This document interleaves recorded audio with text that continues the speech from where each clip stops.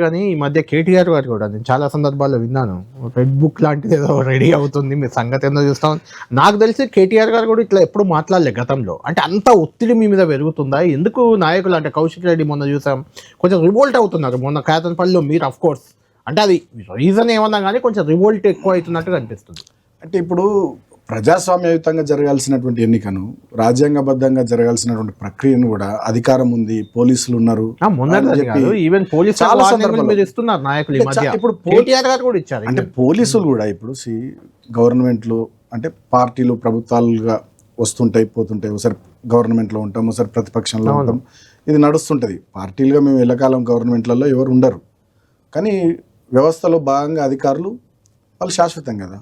వాళ్ళు ఇక మరీ అధికార పార్టీకి కొమ్ము కాసేటట్టుగా మరీ అధికార పార్టీకి వత్తాసు పలుకుతూ ఎట్లా పడితే అట్లా చేస్తామంటే అది కూడా కరెక్ట్ పద్ధతి కాదు కదా. మీరు చూస్తూ ఉన్నారు ఇవాళ మా కేతన్పల్లి మున్సిపాలిటీ ఎన్నిక ప్రక్రియలో జిల్లా కలెక్టర్ వ్యవహరించిన తీరు కానీ, అక్కడ ఉండేటటువంటి స్పెషల్ ఆఫీసర్ మందమరి ఎంఆర్ఓ వ్యవహరించిన తీరు కానీ, మంచిర్యాల జిల్లా డీసీపీ కానీ, ఏసీపీలు కానీ, సిఐలు కానీ, అక్కడ ఉండేటటువంటి రామకృష్ణపురం ఎస్ఐ కానీ మా మీదనే దాడి చేస్తారు, మా మీదనే కేసులు పెడతారు, మమ్మల్ని జైల్లో పెడతారు. నేను జైల్లో ఉంటే సర్చ్ వారెంట్ లేకుండా కేతన్పల్లిలో నా ఇల్లు సెర్చ్ చేస్తారు, రైడ్ చేస్తారు.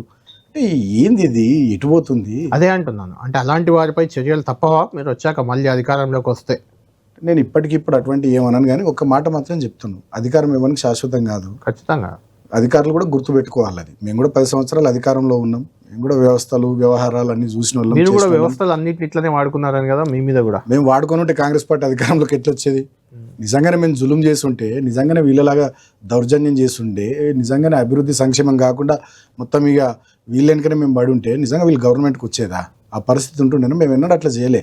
తెలంగాణ మంచిగా కావాలి, రైతాంగానికి నీళ్లు రావాలి, ప్రజలకు మేలు జరగాలి, సంక్షేమం కావాలి, రాష్ట్రం పురోగతి చెందాలి, ప్రగతి దిశగా పోవాలి, నవ్వేటోన్ ముంగట జారిపడ్డట్టు కావద్దు మన పరిస్థితి, ల్యాండ్ ఆర్డర్ మంచిగా మెయింటైన్ కావాలి, కరెంట్ రావాలి, అందరూ మంచిగా బతకాలనేటటువంటి ఆలోచనలు చేసినాం తప్ప వ్యక్తిగతమైనటువంటి కక్షలతో మేము ఎన్నడూ పోలే. మీరు కూడా ఈ సంఘటన అదే అక్కడ జరుగుతున్న సందర్భంగానే ఏదో పోలీసుల నమ్మం అంటూ ఒక ఊగిపోయిన వీడియో ఒకటి సోషల్ మీడియాలో బాగా వైరల్ అవుతుంది. అంటే నమ్మరా పోలీసుల నమ్మే పరిస్థితి లేదా తెలంగాణలో?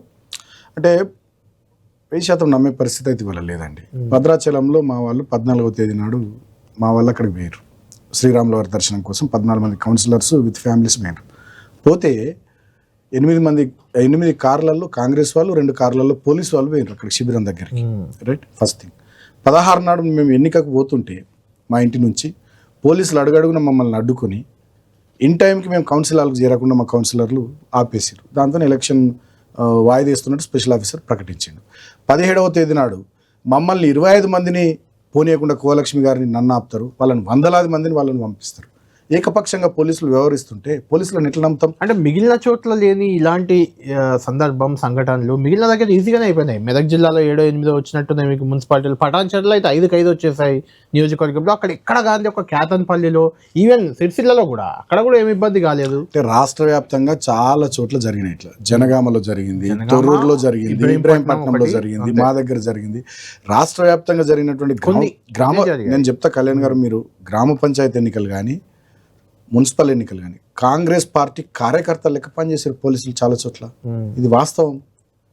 మా మున్సిపల్ ఎన్నికల్లో మొన్న మా ఎక్స్పీరియన్స్, మా క్యాండిడేట్లను బైండ్ ఓవర్ల పేరిట గంటలు తీసుకొచ్చి పోలీస్ స్టేషన్లలో కూర్చొని పెట్టారు రాష్ట్ర వ్యాప్తంగా. మా కార్యకర్తలు, నాయకులు, వార్డులలో ఎవరైతే యాక్టివ్గా పనిచేస్తుంటారో వాళ్ళందరికీ పోలీసులే ఫోన్లు చేసి రాష్ట్ర వ్యాప్తంగా బెదిరించారు. కాంగ్రెస్ పార్టీ కార్యకర్తలు లెక్క పనిచేసారు. అది జరిగింది.